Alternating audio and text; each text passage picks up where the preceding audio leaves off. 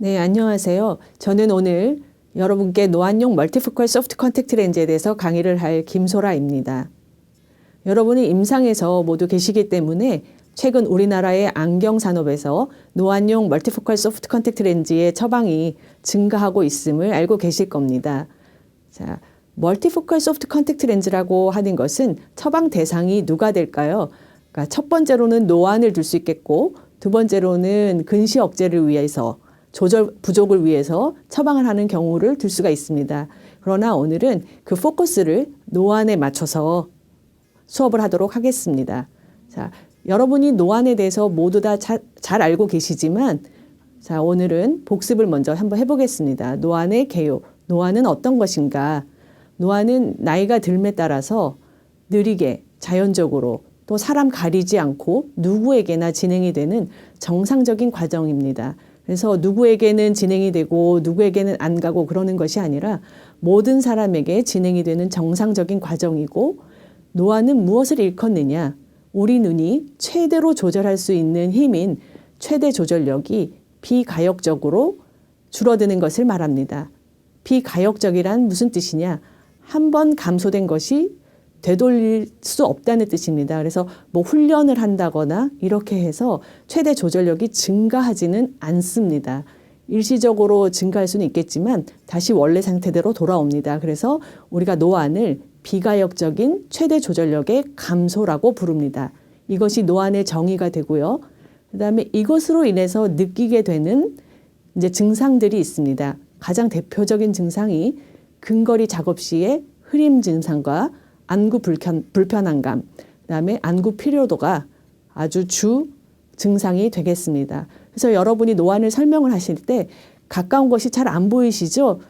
이것이 노안입니다. 사실 이것은 증상에 대한 설명이지 노안에 대한 맞는 설명은 아닙니다. 그래서 노안에 대한 맞는 설명은 최대 조절력이 되돌릴 수 없게 감소하는 것이다. 이렇게 설명을 하시면 되겠습니다. 여러분이 아래 그래프를 보시면 왼쪽에 연령 증가에 따른 최대 조절력이 어떻게 변하는가를 보여줍니다.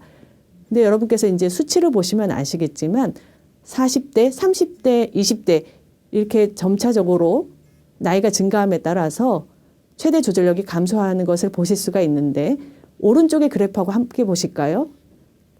오른쪽의 그래프 중에 가장 빨리 떨어지는 그래프가 있습니다. 가장 아래쪽에. 그것이 바로 최대 조절력의 그래프입니다. 그 위에 쪽에 보시면 여러 개의 선들이 있는데 1번 같은 경우는 증가하는 양상을 보입니다. 나이가 들에 따라 증가하는 수치가 있는데, 나이가 들어서 증가하는 것도 있구나? 좋은 현상은 아닙니다. 혈압만 나이가 들면 증가를 합니다. 수축기 혈압, 이완기 혈압. 그래서 이 혈압 빼고는 나머지는 다 나이가 들면서 점차적으로 아주 느리게 감소를 합니다. 그런데 최대 조절력은 가장 빠르게 감소를 해서 일정한 나이가 지나고 나면 0이 되기 때문에 더 이상 감소하지 않는 그래프를 보이게 됩니다. 그래서 농담으로 어떤 소리가 있냐면, 나이가 드는 것을 목주름과 노안은 숨길 수가 없다. 이런 농담이 있을 정도입니다. 자, 그래서 노안은 임상에서 여러분들께서 관찰을 하실 때 일반적으로 40세에서 45세 사이에 처음으로 나타나는 경우가 일반적입니다. 그래서 가장 많이 나타나는 시기는 42세에서 44세로 알려져 있지만, 요즘은 이렇게 근거리 작업의 환경이 많이 변하면서 노안이 빨리 오는 사람들도 생겼습니다. 그래서 30대 중후반부터 노안이 시작되는 경우가 있습니다. 그래서 38세에서 49세 사이에 여러 가지 아주 다양한 원인들에 의해서 발생이 되고요. 자, 아까 앞장에서 말씀드렸듯이 누구에게나 오는 정상적인 노화 과정이기 때문에 약 52세가 되면 노안 유병률은 100%에 이릅니다. 그런데 어떤 분은 뭐라고 하냐면, 나는 노안이 오지 않았어. 이렇게 말씀을 하시는데, 그거는 노안으로 인한 증상을 느끼시지 못하는 것이지 노안이 안 온 것은 아닙니다. 이렇게 해서 이제 노안에 대해서 짧게 설명을 드렸고, 노안 진행에 영향을 주는 요인에 대해서 한번 살펴보겠습니다. 첫째로는 이제 굴절 이상을 둘 수 있겠고요. 두 번째로는 외부의 온도, 기온을 둘 수가 있겠습니다. 첫 번째로 굴절 이상을 다시 살펴보겠습니다. 안경으로 교정한 원시안의 경우는 각막에서의 조절 요구량이 안경으로 교정한 근시안이나 정시안보다 매우 높습니다. 그래서 이 보통 상태 때도 조절을 과하게 하고 있기 때문에 최대 조절력이 감소를 하는 것을 금방 느끼게 됩니다. 그래서 원시안이 노안에 대한 증상을 가장 빠르게 느낍니다. 그래서 여기에서 주는 것은 원시안이 노안이 오는 나이는 다른 근시안이나 정시안과 비슷하다 하더라도 증상은 가장 빨리 느끼겠구나. 그다음에 노안이 발생하는 연령도 조금 빠르겠구나. 이렇게 생각하실 수 있습니다. 그다음에 이제 두 번째로는 기온에 대해서 살펴보겠습니다. 눈은 몸의 중심에서 몸의 중심이 이제 가슴을 중심으로 한번 살펴보겠습니다. 손가락, 발가락 또 물론 말단이지만 눈도 몸의 중심에서 멀리 존재하는 편입니다. 그래서 주위의 온도에 영향을 크게 받습니다. 그래서 이 심장과 가까운 곳에 있을수록 온도가 높은 편이고 그러니까 여러분께서도 잘 아시듯이 각막의 온도는 또 특히나 낮죠. 각막을 포함한 안구의 온도는 낮고 외부의 온도에 아주 크게 반응을 하게 됩니다. 그래서 이 기온이 올라가게 되면 노안이 발생하는 연령대가 낮아지게 됩니다. 그 이유에 대해서 제가 간단히 설명을 드리면 노안은 아까 최대 조절력이 감소하는 것이라 그랬는데 최대 조절력은 누구의 기능일까요? 그러니까 사실은 수정체가 얼마나 잘 두꺼워지고 얇아지고 할 수 있느냐 하는 능력인데 수정체가 잘 두꺼워지고 잘 얇아지려고 하려면 그 안에 수정체에 있는 물질들이 이 고무풍선 안에 있는 물처럼 약간 눌렀을 때 탄성이 있어야 됩니다. 그런데 온도가 올라가게 되면 눈 안에 있는 그러니까 수정체 안에 있는 그런 물질들이 경화가 됩니다. 그러니까 이 수정체 안에 있는 단백질들이 경화가 일어납니다. 그래서 수정체가 단단해지기 때문에 그래서 기온이 높아지면 노안이 빨리 오는 경향이 있습니다.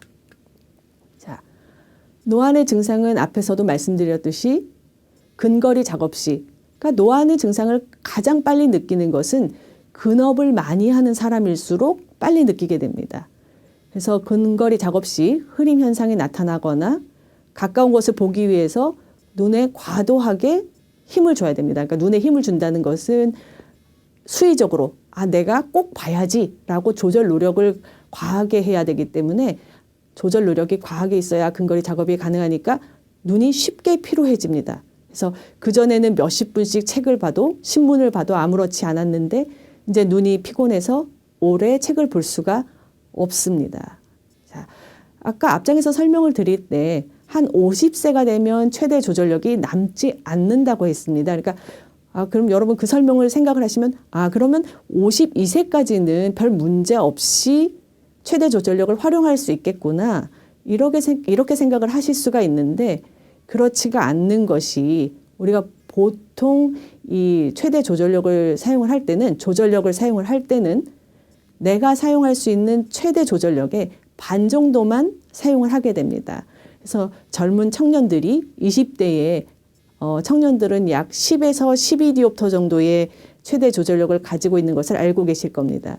근데 그 젊은 청년들이 평상시에 쓰는 조절력은 한 5에서 6디옵터 정도만 사용을 하는 겁니다. 그래서 최대로 조절을 할 수 있다고 해서 그거를 최대한으로 쓰지는 않습니다. 그러니까 우리 몸의 다른 근육들을 보면 우리가 일시적으로 힘을 한꺼번에 세게 쓸 수는 있지만 그거를 지속을 하기는 어렵기 때문에 우리가 편안하게 쓸 수 있는 그 근육의 힘은 반 정도에 해당된다. 이렇게 보시면 되겠습니다. 근거리 작업을 하고 나서 안구 피로감이 몰려오기 때문에 단시간에 근거리 작업을 하거나 독서 후에 졸린 증상을 호소하게 됩니다. 그 다음에 가까이에 있는 것을 그러니까 돋보기의 역할을 수정체가 제대로 하지 못하기 때문에 리딩 머티리얼을 책이든지 스마트폰이든지 아이패드든지 어떠한 종류의 리딩 머티리얼이라 하더라도 점점 드는 거리가 멀어집니다. 그래서 젊은 청년의 경우에는 보통 평균 30cm 이내로 스마트폰을 들고 책은 35에서 40cm를 들게 됩니다. 그런데 노안의 증상이 심해지면 그 거리가 점점 멀어지는 것이죠. 그래서 노안이 오면 그렇게 다 피로한가? 또 딱히 그렇지는 않습니다. 피로도가 가장 많이 나타나는 것은 노안 초기입니다. 그러니까 노안이 꽤 많이 진행이 되면 내가 조절을 해야지 뭐 이렇게 노력을 한다고 해서 조절이 되는 게 아니기 때문에 이제 눈이 포기를 합니다. 근데 노안 초기에는 내가 노력을 더하면 볼 수 있을 것 같은데 그 노력을 더하면 볼 수 있을 것 같은 데가 어디예요? 최저 조절력의 반에서 맥스까지 가는 그 범위가 되겠죠. 그래서 그 조절 노력을 더 하게 되면 안구 피로도가 아주 높아지게 되는 거죠. 그래서 그 피로도는 초기 노안일 경우에 주로 많이 느끼게 되고요. 만약에 그 피로도를 무시하고 계속 근거리 작업을 한다. 그렇게 되면 조절 경련이나 가성 근시의 증상이 나타나기도 합니다. 그 다음에 과도한 조절 노력의 결과로 싱카이네시스라고 그러죠. 협동한 운동에 따라서 조절이 폭주에도 영향을 주게 됩니다. 자, 우리가 근거리 작업을 할 때 조절과 폭주가 동시에 일어난다. 이렇게 흔히들 얘기를 하지만 사실은 약간의 시간차가 있습니다. 그 시간이 매우 짧지만 약간의 시간차가 있고 조절이 먼저 일어나고 그 조절에 따라서 폭주가 증가하게 됩니다. 그래서 과도하게 조절을 했기 때문에 폭주도 과도하게 일어나게 됩니다. 그래서 일시적으로 눈몰림 현상이 내사위가 나타나게 되는 거죠. 이렇게 해서 노안의 증상을 살펴봤습니다. 그러면 노안이라는 건 도대체 왜 나타나는 거냐? 어떠한 근거로 노안이 진행이 되는 것이냐라는 것을 살펴보겠습니다. 이 노안이 나타나는 것에 대해서 두 가지 근거 이론이 있습니다. 그래서 첫 번째는 원인이 수정체에 있다고 보는 이론이고요. 두 번째는 수정체는 문제가 없고 모양체 근에 문제가 있다라고 보는 이론입니다. 그래서 이 수정체가 두꺼워지고 얇아지고 이거는 이제 수정체의 현상인 것이고요. 수정체가 두꺼워지고 얇아지게 하는 것은 누가 하는 일입니까? 수정체에 붙어 있는 모양체 소대와 모양체 근에 의해서 수정체가 두꺼워지고 얇아지게 되는 것이죠. 그래서 첫 번째 이론 같은 경우는 수정체 자체가, 두 번째는 수정체를 움직이게 하는 모양체 근에 문제가 있다고 보는 것입니다. 그래서 첫 번째 수정체 이론은 여러분께서 잘 아시는 헬무츠 이론이라고 부릅니다. 그래서 이 첫 번째 이론은 무엇이 가정이 되어 있어야 되냐면 모양체 근에 그 힘에는 전혀 문제가 없다라고 가정을 하고 설명을 하는 것입니다. 그래서 이 최대 조절력의 감소는 수정체 낭과 수정체의 생체 역학적인 변화에 기인한 것이다. 이렇게 보는 것입니다. 그래서 수정체 안에 아까 제가 잠깐 설명을 드렸지만 수정체 안에 들어있는 단백질들이 단단해져서 이제 아까 젊었을 때는 풍선이 물이 들어있는 것 같았는데 이 물이 말랑말랑한 형태가 아니고 물이 단단해진 형태로 변한 것이다. 이렇게 생각을 하시면 되겠습니다. 그래서 이 풍선 안이 단단해졌으니까 어떻게 됩니까? 이 풍선의 모양을 변화를 시키려면 더 많은 힘을 가해줘야 됩니다. 그래서 젊었을 때 모양체 근에 필요한 힘보다 나이가 들었을 때 모양체 근에 더 많은 힘이 필요하다고 보는 것이 헬무츠 이론입니다. 이 헬무츠 이론이 사람의 노안 현상을 설명하는데 보다 더 잘 맞은 것으로 알려져 있습니다. 두 번째 모양체 근거는 뭐냐면 이거는 무엇을 또 가정을 하냐면 수정체는 아무런 문제가 없다라고 가정을 하고 설명을 하는 것입니다. 보면 수정체낭과 수정체의 생체 역학적인 변화는 없고 모양체 근이 근력이 떨어지는 것이다. 이렇게 설명을 하는 것입니다. 근데 이것도 그럴싸해 보입니다. 왜냐하면 우리가 나이가 들면 모든 근육이 근력이 약해지기 때문에 이것도 맞는가 보다 라고 생각을 할 수가 있는데, 만약에 이 모양체 이론이 맞다고 하면 반응 ACAB는, 그러니까 조절성 폭주의 B는 나이에 따라서 지속적으로 이렇게 증가를 해야 되는데 그렇지가 않습니다. 그래서 이 노안의 이론은 두 개를 제시를 했지만 말씀드렸듯이 첫 번째의 헬무츠 이론이 사람의 노안에는 좀 더 맞는 것으로 생각되어집니다. 자, 노안에 영향을 주는 요소. 저희가 앞장에서 설명을 여러 번 드렸기 때문에 짧게 하고 넘어가겠습니다. 수정체 낭에, 그러니까 렌즈를 싸고 있는 수정체의 색이죠. 그래서 렌즈 색의 탄성 계수가 감소하는 것입니다. 그래서 수정체 낭은 한번 늘어난 풍선 같아서 점차 덜 단단하고 더 유연해지는 이런 형태를 보이게 됩니다. 그래서 효율적인 수정체 낭의 에너지는 45세까지 이 조절이 없어지는 것에 비례하게 됩니다. 그래서 이 수정체 낭의 탄성이 떨어져서 제대로 움직일 수가 없다라고 하는 것이고요. 그 다음에 앞장에서 설명드렸던 것처럼 수정체 안에 들어있는 단백질들이 단단해지는 것입니다. 그래서 이것이 조절을 소실하는 거에 44%를 설명할 수가 있습니다. 수정체의 구성물질의 경도는 단단함은 40세까지 약간 증가하다가 그 이후에는 급격하게 증가합니다. 이렇게 감소하는 것이 아니고 계속 이 단단해짐이 점점 증가하기 때문에 똑같은 힘으로 모양체 근이 일을 한다고 하면 수정체가 형태를 바꿀 수가 없게 되는 거죠. 자, 세 번째로는 안구도 평생 자라지만 수정체도 평생 자랍니다. 근데 자라는 속도가 빠르지는 않습니다. 그래서 물론 어렸을 때는 조금 일정 속도 빠르게 자라지만 성인이 되고 나서는 매우 느리게 자라지만 어쨌든 자라기는 합니다. 그래서 이 모양체 근이 움직여야 될 수정체의 크기와 그 볼륨이 용적이 증가를 해서 똑같은 힘으로 수정체를 움직일 수가 없게 되는 거죠. 그래서 수정체의 크기나 부피, 용적의 증가가 조절 소실의 55%를 설명할 수가 있습니다. 그래서 오른쪽에 이 표를 보시면 어떤 것들이 나이에 따른 노화에 따른 조절력 감소에 영향을 주는가를 보여주고 있습니다. 이렇게 보시면 수정체 안에 있는 모든 요인들이 수정체 낭, 수정체 구성 성분, 수정체 크기, 부피, 그다음에 여기 보면 SS 결합이라고 되어 있는데 이것은 단백질의 결합 중에 하나입니다. 그래서 다이설파이드 결합이 생기면 점점 이렇게 단단해지는 것이거든요. 이 네 개가 모두 나이가 들면 달라지기 때문에 노안에 모두 영향을 주는 요소입니다.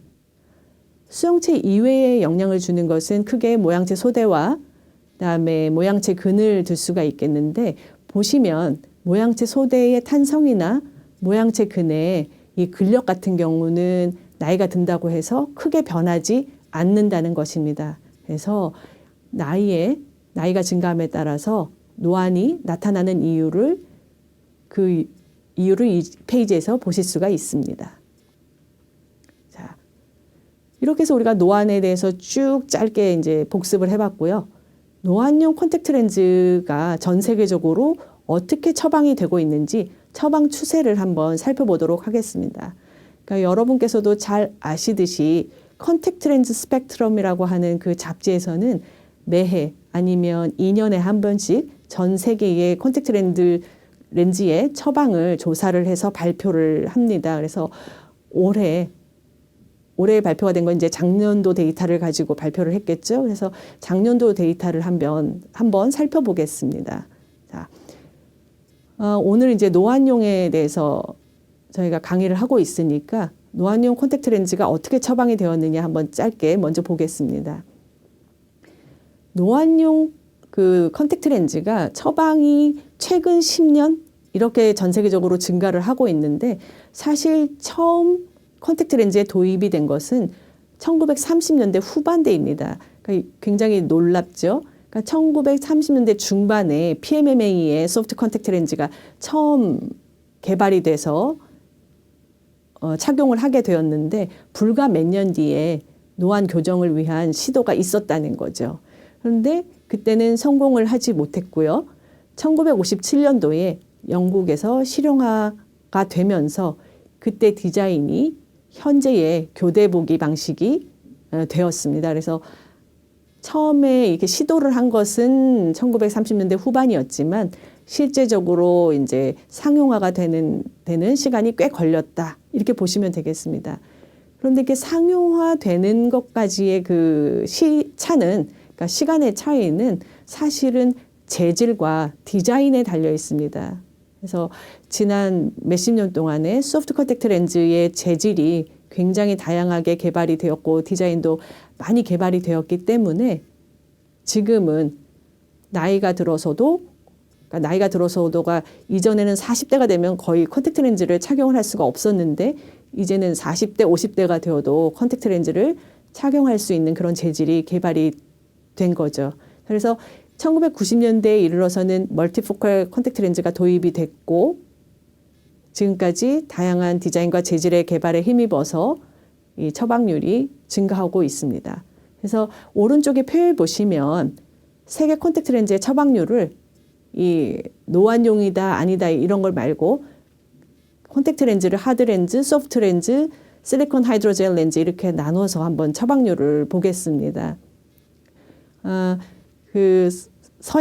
서양의 대표적인 나라로는 호주, 영국, 미국을 들었고요. 아시아의 대표적인 나라는 일본, 대만, 한국 세 나라를 이렇게 찝어서 제가 표를 다시 정리한 것입니다.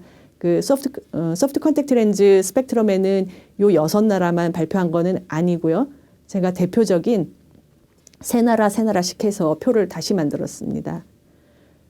위에 보시면 호주, 영국, 미국의 이 컨택트 렌즈 처방률이 나와 있습니다.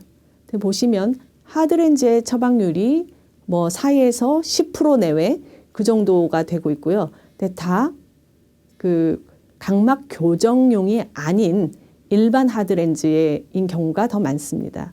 그다음에 소프트, 그러니까 저희가 이제 하이드로젤 렌즈라고 부를 수가 있겠죠. 하이드로젤 렌즈의 처방률이 한 20% 내외 정도가 됩니다. 미국이 보면 데일리 웨어로 25%까지 처방을 하고 있지만 어쨌든 20% 내외가 되겠습니다. 그래서 이 호주, 영국, 미국 같은 경우는 2016년도 데이터에 따르면 하드렌즈 처방은 10% 내외, 그다음에 실리콘 하이드로젤 렌즈의 처방이 많이 증가를 했죠. 그래서 이 일회용과 그다음에 데일리 웨어를 합쳐서 50%에 육박하는 이런 수치를 보이게 됩니다. 그래서 이 서양의 세 나라는 실리콘 하이드로젤 렌즈의 처방이 대부분을 이루는 반면에 아시아의 세 나라는 여전히 전통적인 표현은 그렇지만 하이드로젤 렌즈라고 부르는 소프트 컨택트 렌즈의 처방률이 여전히 높습니다. 그래서 이 2013년도의 데이터에 따르면 그 실리콘 하이드로젤 렌즈의 아시아에서의 실리콘 하이드로젤 렌즈의 처방률이 좀 낮았는데 일본과 한국에서의 우리나라에서의 이 실리콘 하이드로젤 처방이 그래도 20% 이상 올라왔다는 것은 눈의 건강에 대해서 많이 염려하고 있다는 것을 보여주고 있습니다. 그래서 아직까지도 아시아의 대표적인 세 나라는 소프트 렌즈의 처방이 우세하지만 일본과 한국에서는 실리콘 하이드로젤 렌즈의 처방이 증가하는 추세다. 이렇게 보시면 되겠습니다. 자, 그럼 이제 그런 렌즈 중에서 노안용으로 멀티포컬 소프트 렌즈나 모노비전의 소프트 렌즈의 처방률이 어떤가를 한번 살펴보겠습니다. 이 멀티포컬과 모노비전 컨택트 렌즈의 처방률을 합쳐서 보면, 그러니까 처방률, 판매율 이렇게 할 수가 있는데 똑같이 2016년도 데이터입니다. 전 세계적으로 이 멀티포컬 렌즈가 약 10%대의 판매율을 보이고 있습니다. 그래서 근데 호주, 영국, 미국에서는 그러니까 여기 표를 보시면 제가 2011년도부터 정리를 해놨는데요. 그러니까 최근 5년간 증가를 크게 한 것도 아니고 한 20% 정도에서 안정화된 수치를 보입니다. 그러나 어쨌든 전 세계적인 10%에 비하면 더블이 되는 수치인 거죠. 자, 영국 같은 경우는 2011년도 이후에 꾸준히 멀티포컬 렌즈의 처방이 증가를 하고 있습니다. 그래서 2016년도에는 27%의 판매율로 호주나 미국에 비해서 그 처방률이 많이 올라간 것을 알 수가 있습니다. 근데 아시아의 대표적인 세 나라는 보시면 2011년부터 2016년까지 5년 동안 데이터를 한번 여러분께서 짚어서 한번 보시기 바라겠어요. 저희가 5년 전에는 뭐 일본 같은 경우에는 전체 콘택트 렌즈 판매율의 2%를 차지를 했고요. 2016년도에는 일본은 5%, 우리나라는 4% 이렇게 발표가 됐습니다. 그래서 이게 2013년도에 발표한 데이터에서는 우리나라에서는 멀티포컬 소프트 렌즈를 처방한 일이 없는 것으로 조사가 됩니다. 그래서 이게 콘택트 렌즈 스펙트럼에서 조사를 할 때 안경사 선생님들께서 제대로 답변을 해주셔야 전 세계적으로 우리나라 데이터가 제대로 나가게 됩니다. 어쨌든 수치적으로 제가 임상에서 근무하시는 안경사 선생님들께 듣기로는 이거보다 더 많은 처방률을 보일 것 같은데 어쨌든 우리나라의 멀티포컬 소프트 컨택트 렌즈의 처방은 5%가 되지 않습니다. 그나마 그것도 작년 2년 동안에 더블링 2배로 늘어난 것이 증가율로 보면 100% 증가를 하게 된 거죠. 그래서 여전히 서양의 세 나라에 비해서는 아시아는 4분의 1 수준밖에 되지 않는다. 이렇게 보시면 되겠습니다. 그다음에 그 표 중에 괄호 안에 있는 것들이 있습니다. 위에 뭐 22% 호주 거를 보시면 22% 밑에 보면 아래에 괄호를 하고 빨간 글씨가 있는데 이 빨간 숫자는 멀티포컬 그 소프트 렌즈 처방 중에 노안을 위해서 처방한 퍼센트를 말합니다. 그래서 이 빨간 글씨로 되어 있는 수치가 높으면 높을수록 노안용 처방이 높다라고 보시면 되겠습니다. 우리나라의 경우는 앞장에서도 말씀드렸듯이 2014년까지는 노안 교정을 위한 멀티포컬 렌즈 처방이 거의 없는 것으로 조사가 되었고 실제로 그렇게 발표가 되어서 그 CL 컷 스펙트럼을 보고 있는 모든 독자들은 그렇게 알고 있습니다. 2015년도에는 판매율이 2%로 낮았으나 그중에 노안 교정용이 반 정도를 차지를 했습니다. 그래서 우리나라는 반은 노안 교정용으로 반은 근시 억제용으로 처방을 하고 있구나라고 보면 될 것 같습니다. 그다음에 2015년 이후부터 노안 교정용 멀티포컬 렌즈의 처방이 시작되었다고 봐도 무방할 것 같습니다. 그래서 종합해 보면 아직까지 우리나라의 멀티포컬 렌즈의 처방률이 저조하지만 노안 인구가 급증하고 있는 현실에서는 멀티포컬 렌즈의 시장의 성장 가능성이 점차 높아질 것으로 예상 가능하고요. 그래서 안경사 선생님들께서 멀티포컬 렌즈에 대해서 공부를 많이 하셔야 실제로 또 처방을 하실 수가 있겠습니다. 그래서 이 노안 교정용 멀티포컬 렌즈 처방에서 안경사의 역할이 매우 중요하다고 말씀드릴 수가 있겠습니다. 자, 그러면 노안을 위해서 컨택트 렌즈를 이제 선택을 해야 되는데 고려해야 될 사항이 무엇이냐라는 것을 살펴보겠습니다. 자, 노안용 컨택트 렌즈를 노안이라고 하더라도 대부분의 시간과 활동에서 상대적으로 모든 경우에서 그냥 만족할 만한 시력이 제공이 되어야 하는 것이 우선입니다. 자, 좋은 시력이 제공이 되지 않는데 만족하면서 살아라 이렇게 할 수는 없으니까요. 그래서 대부분의 환경에서 상대적으로 좋은 시력을 만족을 해야 하고 그다음에 성공적인 교정을 위해서는 그러니까 이거는 이제 렌즈를 착용하는 대상자에게 해줘야 되는 거겠죠. 컨택트 렌즈의 피팅이 즉각적이고 자동적으로 잘 되는 것도 아니고 그다음에 특히 노안의 경우는 예측도 쉽지가 않아서 당분간 그 시험용 렌즈를 착용을 해서 추이를 봐야 된다는 것을 이해를 시켜야 됩니다. 자, 그다음에 세 번째는 노안이 어느 정도 진행이 되었느냐. 그러니까 저희가 안경으로 표현을 하면 가입도를 얼마 넣어야 되느냐. 흔히들 이렇게 얘기를 하시죠. 그래서 노안 진행 정도와 그다음에 어떠한 시생활을 하느냐. 그러니까 모든 그 노안 인구가 근거리 생활을 안 하는 것이 아닙니다. 요즘은 근업을 많이 하시기 때문에 특히 스마트폰이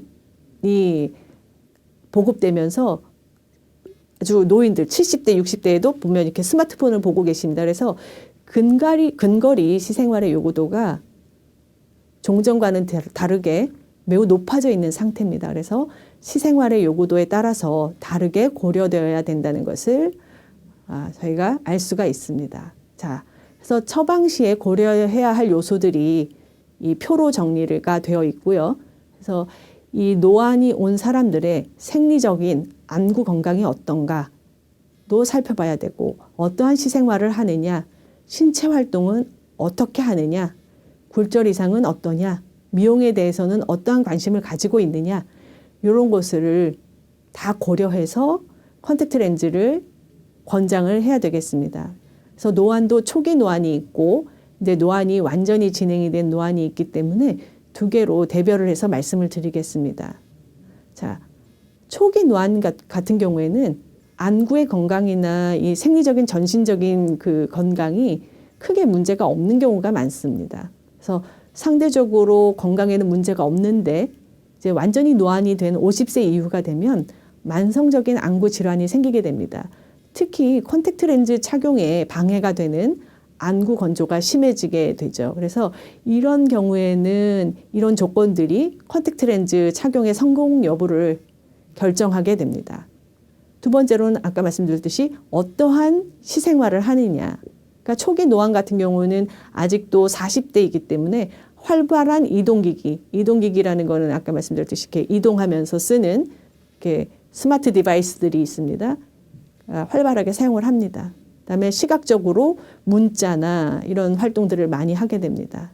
그다음에 활동의 종류도 다양하고요.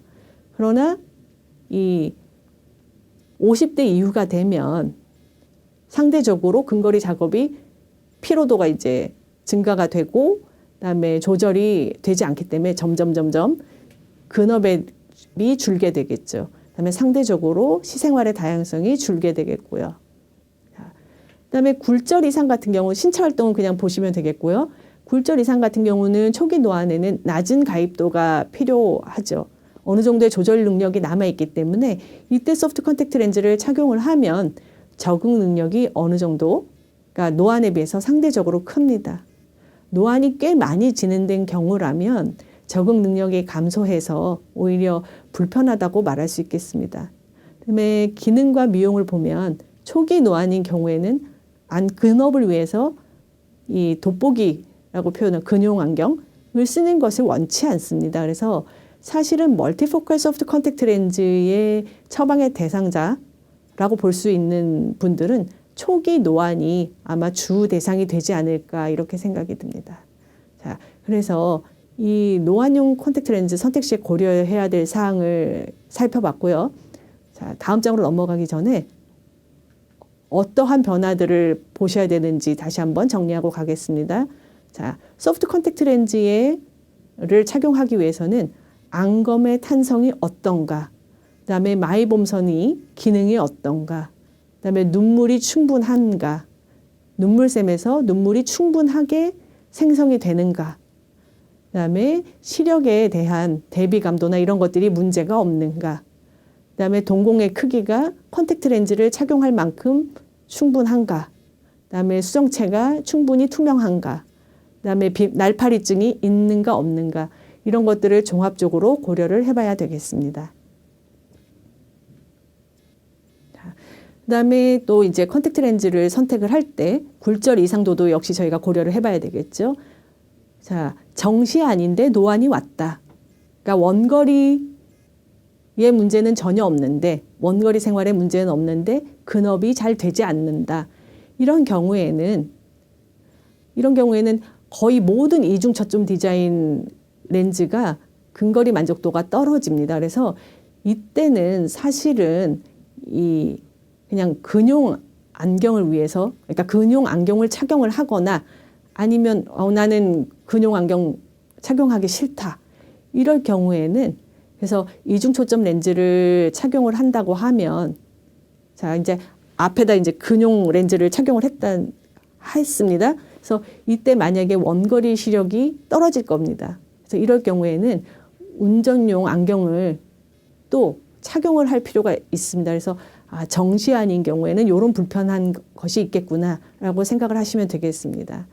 근시의 경우는 이미 굴절 이상을 교정을 하고 있기 때문에 그래서 이런 경우는 그리고 특히 컨택트 렌즈를 착용하고 있는 경우라면 자연스럽게 이 컨택트 렌즈, 멀티포컬 컨택트 렌즈를 착용하도록 유도를 할 수가 있겠죠. 그래서 근시의 정도에 따라서 그러니까 저도나 중등도 정도의 근시의 대부분은 이 시각적인 어떠한 그러니까 근업을 많이 하느냐 원거리 작업을 많이 하느냐에 따라서 그다음에 안검의 위치에 따라서 동시보기나 교대보기 디자인 둘 중에 하나를 선택을 하면 되겠습니다. 그런데 이제 근시도가 높은 경우에는 고도근시안의 경우에는 동시보기보다는 교대보기 디자인을 선택하는 것이 더 적절합니다. 그래서 근시도에 따라서 이렇게 디자인을 선택하면 되겠구나라고 머릿속에 넣어두시면 되겠습니다. 원시 같은 경우는 대부분이 비구면에 동시보기 디자인을 권장을 하지만 뭐 착용자가 원한다면 동시보기나 교대보기 디자인의 이중 초점 렌즈를 착용할 수도 있습니다. 그래서 이 장에서 보시면 디자인에 관한 이야기가 많이 나오는데 디자인은 그 뒷장에서 다시 설명을 드리겠습니다. 자, 난시 우리가 이제 굴절 이상 중에 난시도 있으니까요. 자, 이제 문제는 난시입니다. 난시가 0.75 이상의 이상이 되는 초과되는 난시인 경우에는 대부분의 그 이중 초점 렌즈로는 만족스러움을 느낄 수가 없습니다. 그래서 뭐 별로 좋지 않네 이런 또 불편감을 호소를 하게 되는 거죠. 자, 그래서 각막 난시 또는 2디옵터 이상의 난시인 경우에는 교대보기 디자인을 하는 것이 바람직하고요. 내부 난시, 그래서 내부 난시는 이제 수정체 난시가 대표적이겠죠. 그래서 수정체 난시인 경우에는 동시보기나 교대보기 디자인 렌즈 중에서 더 만족하는 디자인으로 처방을 해주면 되겠습니다. 그래서 여기서 보시면 예측을 하실 수 있겠지만 난시가 심한 경우에는 만족도가 떨어지겠구나라는 것을 예측할 수가 있습니다. 노안이 진행된 정도에 따라서 요구되는 가입도가 달라지죠. 그래서 이 낮은 가입도를 필요로 하거나 그러니까 초기 노안이 되겠죠. 근거리 작업 동안에 그 증상이 일시적으로 나타나는 경우는 가장 좋은 거는 원거리형 렌즈 위에 근용 안경을 잠깐 착용하는 것인데 이제 요거를 원치 않는 경우가 많겠죠. 그러니까 특히 젊은 나이에 노안의 증상을 더 겪는 경우라면 저런 경우는 별로 원하지 않을 것 같습니다. 근데 어쨌든 뭐 잠깐 근용 안경을 쓰는 것으로 참아왔는데 그 근용 안경을 사용하는 빈도가 점차 증가하고 그다음에 근용 안경을 어디다 뒀는지 맨날 찾아야 되고 그래서 번거로울 경우에는 이제 이럴 경우에는 근용 안경을 착용하는 것보다는 이중 초점 렌즈를 사용하는 것을 제한해 볼 수가 있겠습니다. 그래서 안경 착용을 원치 않는 초기 노안의 경우에는 비구면 형태의 이중 초점 디자인 렌즈를 선택을 할 수가 있겠습니다. 그래서 일반적으로 가입도가 1에서 0.75, 그러니까 0.75에서 1이면 낮은 가입도가 되겠죠. 낮은 가입도를 필요로 하는 노안의 경우는 비구면에 이중 초점 렌즈를 사용을 하면 되겠고요. 중등도 한 125에서 175 정도의 가입도를 필요로 하는 경우에는 소프트 멀티포컬 렌즈가 효과적입니다. 그래서 여기서 보시면 용어가 이중 초점 이런 용어도 있고 멀티포컬 이런 용어도 있고 그래서 다 머릿속에 이제 넣고 가셔야 되겠습니다. 그다음에 2디옵터 이상의 가입도를 필요로 하는 경우에는 교대보기 디자인을 시도하는 것이 좋겠다. 그래서 가입도에 따라서도 여러분이 디자인을 달리 하셔야 된다는 것을 알 수가 있습니다. 자, 그래서 제가 앞장에서 뭐 이중 초점 동시보기, 교대보기 여러 개 말씀드렸으니까 이제 디자인에 대해서 설명을 드리겠습니다. 그래서 디자인은 크게 동시보기 디자인이 있고 교대보기 디자인이 있습니다. 근데 이제 대부분의 멀티포컬 소프트 컨택트 렌즈에 적용이 되는 디자인은 동시보기 디자인입니다. 그래서 동시 본다라는 거는 이 동공 안에 근용과 원용이 다 들어가 있는 경우죠. 그래서 이중 초점이거나 멀티포컬이거나 간에 동공 안에 이 원용과 근용이 다 들어가 있는 경우를 동시보기 디자인이라 부릅니다. 그래서 디자인적으로 분류를 할 때 그 광학부 중심에 아까 제가 동공에 맞춰서 들어갈 때 중심부 시작이 근용으로부터 시작이 되느냐, 중심부가 원용부터 시작이 되느냐에 따라서 디자인이 달라지고요. 그다음에 다중동심원이라고 하는 거는 원용, 근용, 원용, 근용 이렇게 반복해서 가는 것이 다중동심원이죠. 그래서 오른쪽에 제가 이제 그림을 넣어 두었습니다. 그래서 이 그림을 보시면 어떻게 달라지는구나 라는 것을 아실 수가 있습니다. 그래서 이 다중동심원이라고 얘기는 했지만 사실은 원용, 근용, 원용, 근용 이렇게 반복이니까 일종의 이중 초점이 되겠죠. 자, 그다음에 디자인적으로는 그렇게 분류가 되고 광학적으로 분류를 해보자면 렌즈가 구면이냐 비구면이냐 이렇게 나눌 수가 있겠고요. 그다음에 중앙 집중형으로 광학이 되어 있느냐 아니면 1번과 2번이 합쳐져 있느냐 이렇게 광학적으로 분류를 할 수가 있습니다. 그다음에 네 번째로는 제가 이제 회절은 각각의 면들이 오른쪽에 이제 그림에 보시면 아시겠지만 각 여러 개의 면들이 존재하는 렌즈입니다. 그래서 이거는 광학적인 이론으로는 여기에 설명이 되지만 실질적으로 제조돼서 시판되는 렌즈에는 없기 때문에 여러분의 머릿속에서 지우셔도 될 것 같습니다.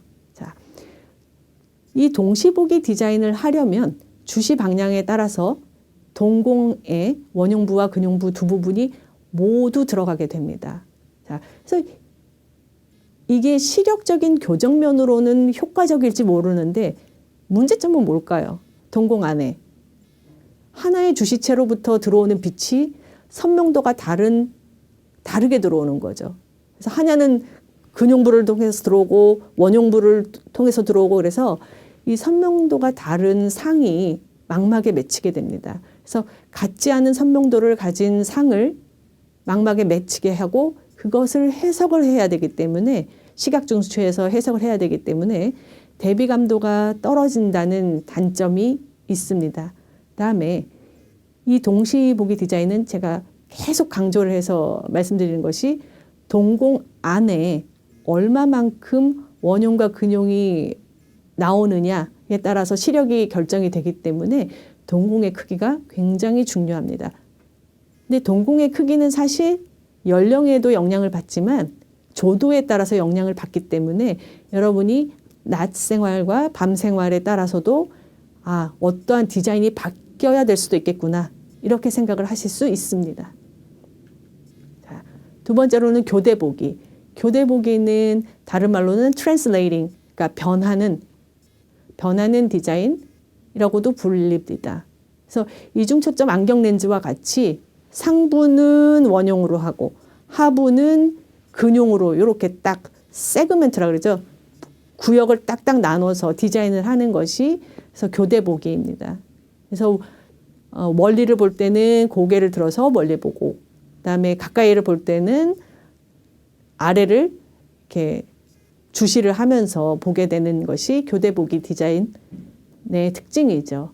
자, 그러니까 이런 경우는 근용이 항상 하부에 존재를 해야 되게 되니까 이 토릭 소프트 컨택트 렌즈와 유사하게 회전이 덜 일어나도록 절단 디자인을 적용하거나 아니면 프리즘 밸러스트 디자인을 적용하는 경우가 많습니다. 자, 어쨌든 이것도 동시보기와 마찬가지로 선명한 상을 얻기 위해서는 동공이 렌즈의 상부나 그러니까 원용이나 하부에 있는 근용에 정확하게 위치하도록 해야 됩니다. 그래서 요거에 적응을 또 해야 되고요. 그런데 소프트 컨택트 렌즈 같은 경우는 그 렌즈와 각막고의 밀착도가 매우 좋기 때문에 사실 순목한다고 해서 렌즈가 많이 움직이지 않습니다. 그래서 성공적으로 이렇게 렌즈가 동공에 딱 맞춰서 위로 갔다 아래로 갔다 이렇게 하지를 않기 때문에 이 교대보기 디자인은 소프트 컨택트 렌즈에는 잘 사용하지 않습니다. 성공률이 높지 않고요. 그래서 뒤에 제가 이제 국내에 출시되는 그래서 시판이 되는 컨택트 렌즈, 멀티포컬 컨택트 렌즈를 다 소개를 해드릴 텐데 보시면 아시겠지만 교대보기 디자인은 단 한 개도 없습니다. 그래서 이 디자인은 RGP 렌즈에 하드 렌즈에 더 적합한 디자인이다. 이렇게 보시면 되겠습니다.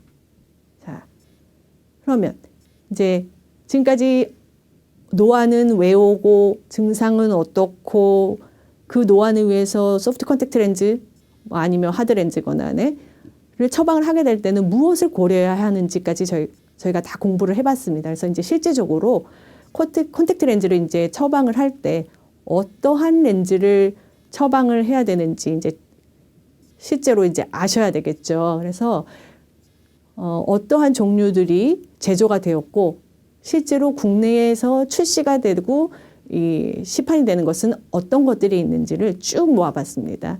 자, 그래서 국외 제조 회사, 그래서 저희가 뭐 다국적 기업이라고 부르는데 알콘과 바실롬과 쿠퍼비전과 그다음에 J&J의 아큐브 4개를 조사를 해봤습니다. 그래서 일단 알콘에서는 2종류의 멀티포컬 렌즈가 나오고요. 그러니까 다 이제 컨택트 렌즈입니다. 그다음에 바실롬에서는 5개의 렌즈가 나오고요. 쿠퍼에서는 더 많이 나오게 되죠. 한 6개 정도의 렌즈가 나옵니다. 그다음에 아큐브에서는 2개의 렌즈가 나오는데 근데 보면 제가 여기 국내 출시 렌즈는 약간 그 테두리를 했고 그다음에 명암을 좀 줘서 색깔이 좀 다르게 표시를 했습니다. 그래서 알콘에 있는 에어옵틱스 멀티포컬, 그다음에 바슈롬에서는 퓨어비전 멀티포컬, 쿠퍼비전에서는 프로클리어 원데이 멀티포컬, 아큐브에서는 원데이 아큐브 모이스트 멀티포컬 이 4종류가 국내에 출시되어 있습니다. 그래서 그 국내 출시 렌즈라고 돼 있는 거 옆에 보면 실리콘 하이드로젤 렌즈를 제가 밑줄과 언더라인과 그래서 이탈릭체로 표시를 해뒀기 때문에 기울어져 있는 거는 다 실리콘 하이드로젤 렌즈구나 이렇게 보시면 되겠습니다. 이런 렌즈들이 다국적 기업에서는 만들어지고 이제 국내에 들어오는 렌즈는 4개 정도 된다 이렇게 보시면 되겠습니다. 자, 그래서 국외 제조 회사별 멀티포컬 컨택트 렌즈를 이제 교체 주기에 따라서 한번 보겠습니다. 그래서 원데이 컨택트 렌즈, 뭐 디스포저블이거나 아니면 매일 교체를 하거나, 그러니까 데일리 웨어이거나 이런 것들을 보면 제가 이제 노란 박스를 해놨습니다. 그래서 알콘의 데일리스, 그다음에 바슈놈의 바이오트루 원데이, 그다음에 쿠퍼비전의 클래리티, 프로클리어, 그다음에 아큐브의 원데이 이런 것들은 이제 하루 착용 컨택트 렌즈인데 보시면 아시겠지만 국내 출시되고 있는 하루 착용은 쿠퍼비전 것과 아큐브 2군데 것이 존재를 하고요. 자, 매일 교체를 하기 때문에 굳이 실리콘 하이드로젤 필요는 없다고 생각합니다. 그래서 이 2개는 다 그냥 하이드로젤 렌즈가 되겠습니다. 자, 그다음에 이 매일 착용 렌즈 중에 장기 교체용인 거죠. 그러니까 매일매일 끼고 세척하고 보관했다가 그 다음날 또 끼고 이런 렌즈들은 보면 제가 이제 파란 박스로 표시를 해 두었는데 보시면 아시듯이 국내에 시판되는 렌즈는 이제 하나도 없는 거죠. 그래서 국내에 시판되는 렌즈는 데일리 디스포저블인 아큐브의 것과 쿠퍼비전 것만 있다 이렇게 보시면 되겠습니다. 그다음에 연속 착용 렌즈, 익스텐디드 웨어라고 부르죠. 그래서 연속적으로 일주일을 착용한다거나 연속적으로 2주 착용할 수 있는 이런 렌즈들은 알콘의 에어옵틱스 멀티포컬이 있고요. 바슈롬에 보면 빨간 박스로 표시해 놓은 것은 다 연속 착용이 가능한 렌즈인데 국내에서 유통이 되고 있는 것은 퓨어비전 2 멀티포컬이 있고요. 자, 그다음에 쿠퍼비전에서는 있지만 국내에서는 출시되지 않고 아큐브에서도 오아시스 프레스비오피아 렌즈가 있지만 그러니까 국내에서는 유통이 되지 않는 것으로 조사가 되었습니다. 이게 뭐 조사할 때는 그랬고 혹시 이 중에서 유통이 되고 있는 것이 있을 수도 있습니다. 그거는 이제 안경사 선생님들께서 더 잘 아실 것입니다. 그래서 보시면 특징적인 게 뭐냐면 이 연속 착용 렌즈들은 보시면 다 기울어져 있습니다. 그 말은 실리콘 하이드로젤로 만들었을 때 연속 착용을 한다는 뜻이죠. 그래서 연속 착용에는 실리콘 하이드로젤 렌즈를 권유하는 것이 맞다. 이렇게 보시면 되겠습니다. 자, 국내 제조 회사에서도 멀티포칼 컨택트 렌즈를 만들기는 합니다. 만들기를 하는데, 그래서 여러분이 잘 아시는 인트로쪽에서도 만듭니다. 만드는데 국내 유통을 하진 않고 이제 우리나라의 멀티포칼 처방률이 낮으니까 콘택트 렌즈의 처방률이 낮아서 그러는지 아직까지는 수출을 하고 있는 것으로 조사가 되었습니다. 그래서 이것도 뭐 업데이트가 더 되었다면 혹시 또 유통이 되고 있을 수 있습니다. 인트로에서도 만들고 있고요.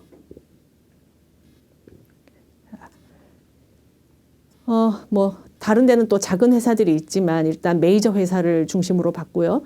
국내 유통되고 있는 노안용 콘택트 렌즈에 대해서 좀 더 자세하게 보겠습니다. 어떠한 스펙이라고 얘기를 하죠. 어떠한 스펙을 가지고 있느냐, 어떻게 처방을 해야 되느냐라는 것을 좀 더 자세하게 설명을 드리겠습니다. 알콘의 에어옵틱스 아쿠아 멀티포컬은 교체 주기가 4주이고요. 자, 디자인적으로 보면 디자인은 전면과 후면이 다 비구면 디자인이고요. 재질을 보시면 로트라필콘 B는 실리콘 하이드로젤입니다.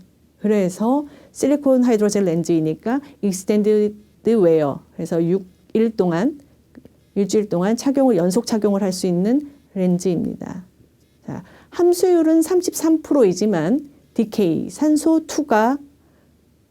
침투율과 산소 투과도 같은 경우는 100이 넘습니다. 그래서 이 실리콘 하이드로젤 렌즈 같은 경우는 실리콘에 의해서 산소가 투과가 되기 때문에 함수율과, 그러니까 전통적인 그 하이드로젤 렌즈처럼 함수율에 따라서 산소 투과가 결정이 되지 않습니다. 그래서 그 점도 머릿속에 넣어두셔야 될 것 같습니다. 함수율은 낮지만 산소 투과도는 좋습니다. 자, 이 알콘은 국내에서 유통이 되고 있는 렌즈 중에서 가입도가 가장 세분화된 렌즈입니다. 그래서 로우, 미디엄, 하이 이렇게 해서 세 종류의 가입도가 존재를 합니다. 로우는 1, 2호까지, 미디엄은 150에서 200까지, 하이는 225에서 250까지를 가입을 하면 되겠습니다. 이렇게 해서 이 렌즈 중에 골라서 처방을 하면 되겠습니다. 그래서 이 구비되어 있는 도수 범위도 플러스 6디옵터에서 마이너스 10디옵터까지 굉장히 넓은 범위를 커버를 합니다. 자, 요거의 그 디자인은 센터니어여서 동시보기이면서 중심부가 근용으로 시작하는 렌즈입니다. 자, 그래서 그림으로 보시면 오른쪽에 아주 잘 보여주고 있습니다. 동공 딱 중심에는 근거리에서 시작해서 이 테두리로 갈수록, 여기서 말하는 테두리는 광학 중심부입니다. 그 안에 원거리까지 다 포함이 되도록 누진 이 가입도가 들어가게 되는 거죠. 그러니까 저런 디자인이 이제 동시보기이면서 멀티포컬인 디자인이 되겠습니다. 그래서 가입도는 3개가 있다고 말씀을 드렸고요. 일단은 그래서 필요한 렌즈의 도수를 양쪽 눈에 착용을 시켰습니다. 그런데 그러니까 노안용 멀티포칼 렌즈를 처방을 할 때는 우이안과 비우이안을 반드시 검사를 해야 됩니다. 그래서 우이안을 위해서는, 그러니까 우이안으로는 원거리를 보도록, 그다음에 교정이 필요하다, 근거리에 대한 교정이 필요하다고 하면 비우이안을 통해서 재교정을 하는 방법을 모든 콘택트 렌즈, 멀티포칼 소프트 콘택트 렌즈가 따르고 있습니다. 그래서 그 점은 머릿속에 넣으셔야 될 것 같습니다.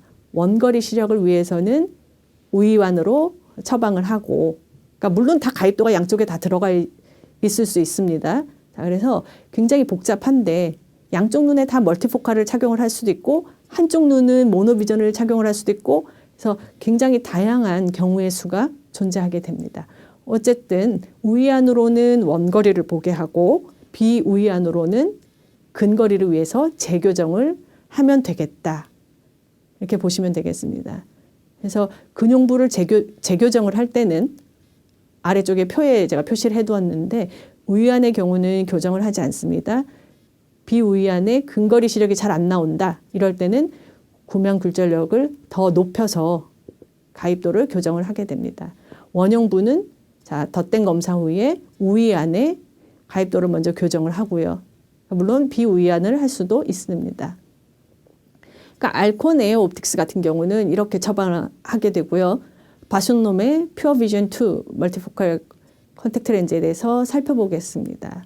자, 교체 주기는 30일이에요. 그러니까 여러분이 이렇게 교체 주기만 보셔도 아, 이 재질은 실리콘 하이드로젤이겠구나 라고 생각을 하실 수가 있습니다. 실제로 발라펠콘 A로 실리콘 하이드로젤 재질이고요. 역시 함수율은 그다지 높진 않지만 실리콘을 가지고 있기 때문에 디케이, 산소 투과율과 그다음에 산소 침투성과 산소 투과도는 다 높습니다. 그래서 중심 두께는 0.07 정도로 얇고요. 자, 앞의 렌즈와는 알콘의 렌즈와는 다르게 이 퓨어 비전 2는 전면만 비구면입니다. 그런데 이 중심부 디자인은 센터 니어니까 중심부가 근용에서 시작해서 근용, 중간거리, 그 다음에 원거리 이런 식으로 도수가 들어가게 되겠죠. 그런데 가입도는 로우와 하이 두 개로 되어 있습니다. 그래서 075와 150 사이에 로우 가입도와 175에서 250 사이에 하이 가입도 두 개로 나뉘어집니다. 그래서 안경사 선생님들께서 이 노안의 진행 정도에 따라서 어떠한 렌즈를 권장을 해줘야 되겠다라는 것이 머릿속에 서실 것 같습니다. 자, 바슐롬 렌즈 디자인도 역시 앞에 알콘과 마찬가지로 디자인은 오른쪽에 표시를 해두었고요. 로우 에디션과 하이 에디션이 있고요. 자, 일단 두 개의 렌즈를 오른쪽 눈과 왼쪽 눈에 착용을 시켰습니다. 제가 여기에 말씀드리는 이 처방 방법은 다 제조 회사에서 가이드라인으로 나오는 것입니다. 그래서 렌즈와 같이 오는 가이드라인을 또 잘 살펴보시면 되겠습니다. 다 렌즈를 착용을 하고 재교정이 필요하다 할 때는 알콘에서 설명을 드렸을 때도 마찬가지로 원거리 재교정이 필요할 때는 우위안으로, 근거리 재교정이 필요할 때는 비우위안을 선택을 해서 그러니까 조정을 해주는 것이 좋겠습니다. 자, 이제 세 번째로는 쿠퍼 비전의 프로클리어 원데이 멀티포컬입니다. 자, 원데이 하루 착용을 하고 교체 주기가 1일이죠. 하루 착용을 하기 때문에 실리콘 하이드로젤 렌즈가 아니어도 크게 문제가 되지 않습니다. 오마필콘 A 실제로 볼까요? 함수율은 60%고 그다음에 이 렌즈는 하이드로젤 렌즈이고 그래서 함수율이 50%가 넘기 때문에 그룹 2거나 FDA 그룹의 2거나 4일 텐데 이 재질은 비이온성의 하이드로젤 렌즈이기 때문에 그룹 2에 들어갑니다. 자, 이 렌즈는 함수율은 60%지만 디케이는 산소 침투성은 33을 가집니다. 그 이유는 이 렌즈는 실리콘이 없어요. 그래서 함수율에 따라서 산소 침투가 결정이 되기 때문에 이렇게 디케이가 실리콘 하이드로젤에 비해서 낮게 나오는 것이죠. 자, 그러나 하루 착용을 하는 거기 때문에 눈 건강에 있어서는 크게 문제가 되지 않을 수 있습니다. 쿠퍼 비전의 프로클리어는 싱글 애드 값을 가집니다. 그래서 이 하나의 애드 값으로 250까지 커버를 하게 되는 거죠. 역시 그 중심부 디자인은 센터 니어입니다. 전면 비구면이고요. 그래서 바쇼노메 렌즈와 디자인은 지금 같은 거죠. 전면 비구면의 중심부 근용 이렇게 됩니다. 자, 그래서 이 렌즈는 보시면 이 가입도가 하나밖에 없기 때문에 이제 착용을 했어요. 그러니까 단일 가입도이므로 원용 도수를 이제 선택을 해야 되고요. 그 원용 도수에 맞춰서 우위안과 비위안에 이제 착용을 시켰어요. 자, 그런데 애들을 넣을 때는 애들을 넣는다라는 것은 뭐죠?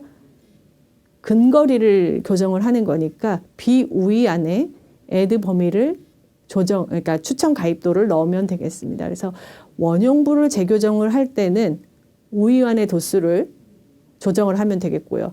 근용부를 재교정을 할 때는 비우위안의 도수를 조정을 하면 되겠습니다. 그래서 이게 아마 그 처방면으로서는 가장 단순한 것 같습니다. 왜냐하면 도수가 그 가입도가 하나밖에 없기 때문에 쿠프 비전은 그런 또 편안한 점이 있습니다.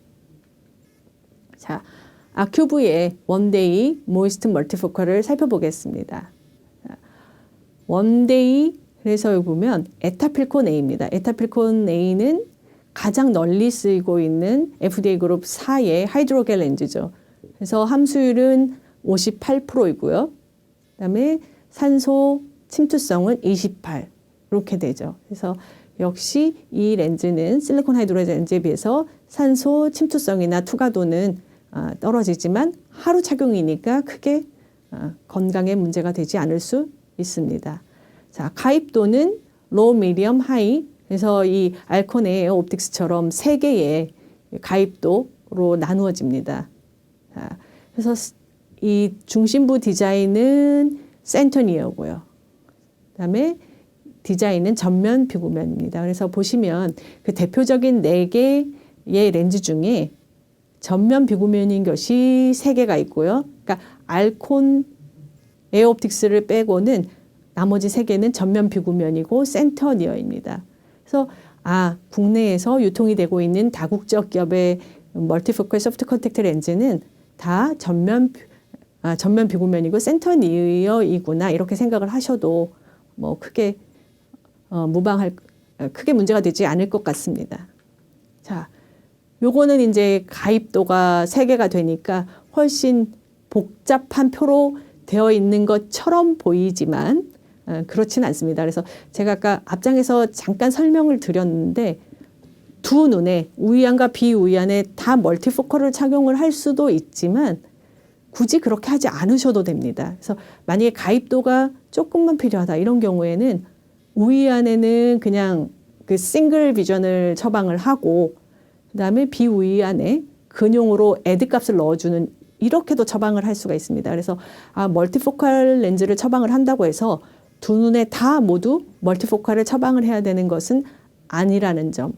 그래서 한 눈은 모노비전, 그러니까 싱글 비전을 그대로 활용을 하실 수 있다는 것을 또 이제 머릿속에 잘 넣어두셔야 될 것 같습니다. 그래서 이 오른쪽에 보시면 가입도에 따라서 어떻게 재교정을 하느냐.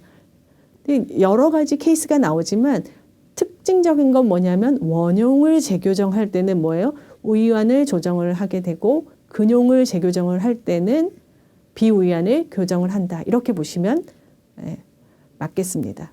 자, 그래서 이걸 다 이제 종합을 해보면 그래서 각 회사마다 피팅 가이드라인이 나옵니다. 근데 이거를 다 종합을 해보면 렌즈 바뀔 때마다 그걸 다 외울 수는 없고 외울 필요도 없습니다. 그래서 사실 이거를 다 정리를 해보면 다음과 같이 정리를 할 수가 있습니다. 자, 다른 소프트 컨택트 렌즈처럼 이 노안용의 멀티포컬 소프트 컨택트 렌즈도 시력이 잘 나오기 위해서는 안정화 시간이 필요하다. 그래서 소프트 렌즈는 15분에서 20분 정도의 안정화 시간을 거쳐야 하죠. 소프트 렌즈도 하물며 소프트 렌즈도 그런데 멀티포컬은 다 왜 안 필요하겠습니다. 안 필요하겠습니까? 그래서 그 정도의 시간이 필요하다. 그다음에 적절한 중심 안정 위치, 렌즈 센트레이션이라고 표현을 하는데 적절한 중심 안정 위치가 굉장히 중요합니다. 그래서 어떠한 디자인의 렌즈를 하더라도 렌즈 센트레이션은 굉장히 중요합니다. 자, 그다음에 이 중심 안정, 렌즈 센트레이션이 잘 되었다 하더라도 승모기에 의해서 렌즈가 움직일 수가 있고 그다음에 대부분의 경우는 하방 안정이 됩니다. 그래서 어떠한 디자인을 하더라도 적은 정도의 편심이 나타날 수 있어요. 그래서 그래도 이 편심이 나타나더라도 초기 노안에게는 크게 문제가 되지 않는다라는 것. 자, 그다음에 대부분의 동시보기 디자인의 멀티포컬 렌즈는 그 앞에서 4가지를 이렇게 쭉 살펴봤는데 전부 모두 동시보기 디자인이었어요. 그래서 이 렌즈들은 안정된 광학계를 제공하기 위해서 너무 많이 움직이면 안 돼요. 자, 왜냐하면 그 광학부가 동공에 딱딱 들어가 있어야 되는데 렌즈가 너무 많이 움직이면 제대로 이제 시력 교정을 할 수가 없기 때문에 너무 많이 움직이지 않도록 피팅을 해야 되고요. 그래서 적절한 피팅이라고 표현을 하죠. 적절하게 피팅을 해줘야 되고요. 자, 그다음에 두 눈이 모두 근거리 교정이 완전하게 되어야 한다는 그 기존의 컨택트 렌즈 피팅에서 좀 자유로워야 됩니다. 그래서 그 만족도가 그러니까 시력이 반드시 1.0이 나오지 않아도 되고요. 그러니까 그냥 착용자가 왜냐하면 젊었을 때와는 시생활이 달라지기 때문에 착용자가 오케이 하면 거기에서 멈추는 것도 나쁘지 않습니다. 그래서 성공적인 멀티포칼 소프트 렌즈의 피팅의 50%는 두 눈에 같지 않은 가입도, 아까 얘기 말씀드렸듯이 변형된 이중 초점, 그다음에 한 눈은 싱글 비전, 한 눈은 멀티포칼 이런 식으로 처방을 하는 것도 괜찮고, 그다음에 가입도는 안경 렌즈에서 사용되었던 도수보다 낮게 선택하는 것이 일반적이다. 이렇게 정리를 해볼 수 있겠습니다. 모노비전과 같이 한눈에는 근거리를 저교정하여 원거리의 시력이 덜 방해를 받도록 하는 것이 현명하다. 그런 것이 일반적인 피팅 가이드라인입니다. 자, 우리가 일반적인 소프트 컨택트 렌즈도 착용 후에 시력 평가를 합니다. 그거와 마찬가지로 노안용 멀티포칼 렌즈의 경우도 착용 후에 시력 평가를 반드시 해야 되겠죠. 자, 단한 시력만 평가를 해서는 안 됩니다. 양한 시력을 잘 아시겠지만 양한 시력을 평가를 반드시 하여야 그것도 근거리와 원거리에서, 왜냐하면 대부분의 그 시생활에서의 만족도가 좋아야 되기 때문에 근거리, 원거리, 양한 시력을 반드시 평가를 하셔야 됩니다. 자, 그다음에 대부분의 시간대에서라고 말씀드렸는데 요거는 뭐와 연결이 됩니까? 동공의 크기 변화와 연결이 됩니다. 낮 시간이나 밤 시간 대부분의 경우에 착용자가 만족할 만한 수준의 시력이 나와야 됩니다. 그래서 굉장히 동공의 크기를 잘 커버하는 그런 피팅을 해주어야 되겠다라는 것입니다. 아까 말씀드렸듯이 착용자가 만족한다면 1.0 소수 시력이 되지 않아도 된다. 그러니까 우리가 완전 교정을 위해서 1.0을 교정해야 된다. 이런 것은 이제 머릿속에서 지우셔도 될 것 같습니다. 원거리 도수를 한 단계 정도 조정하는 것은 노안용 렌즈를 착용을 하고 작업을 할 때 근거리 시력에 도움을 줄 수 있습니다.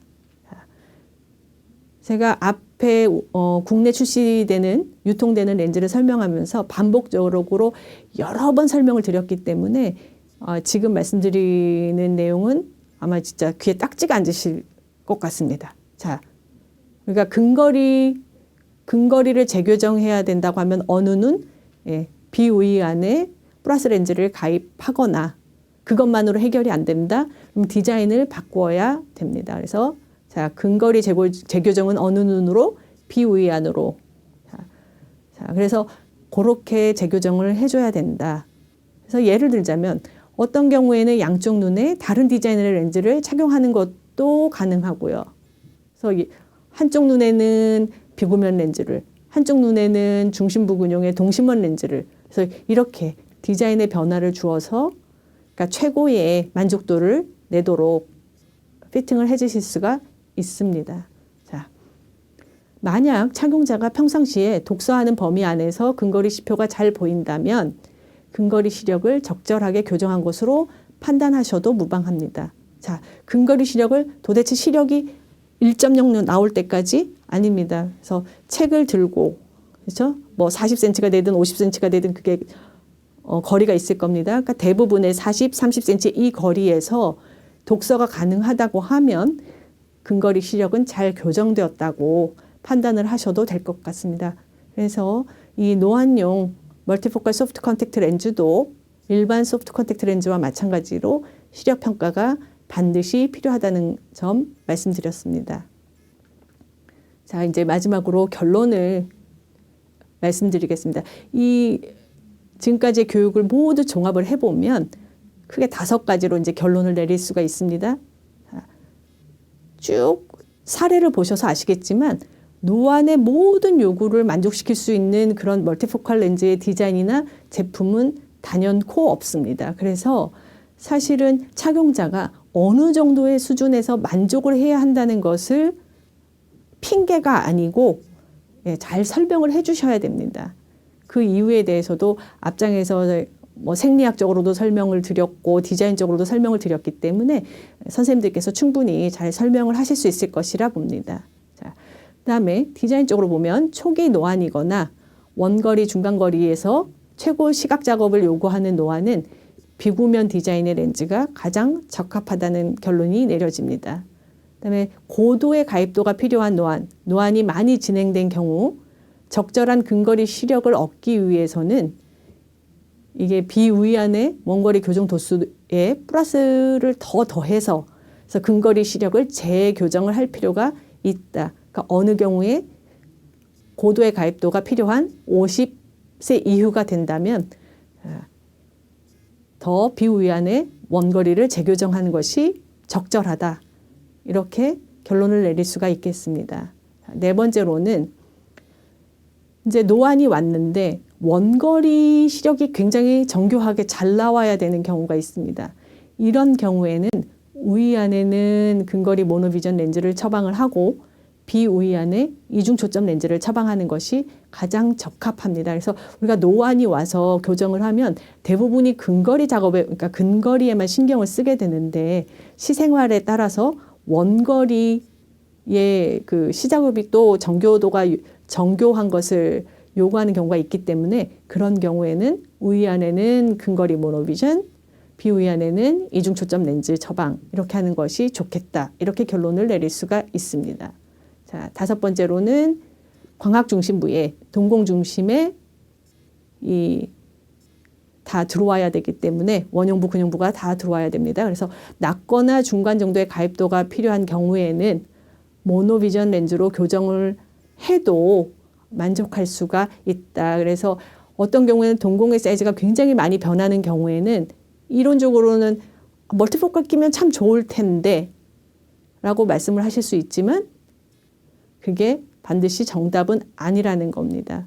그래서 이 가입도가 높지 않은 경우에 하루 종일 그러니까 렌즈를 오래 착용해야 되는 경우라면 모노비전 렌즈로 교정을 하는 것이 더 나을 수도 있습니다. 자, 이렇게 해서 여러분은 오늘 저와 함께 노안용 멀티포컬 컨택트 렌즈에 대해서 공부를 하셨습니다. 감사합니다.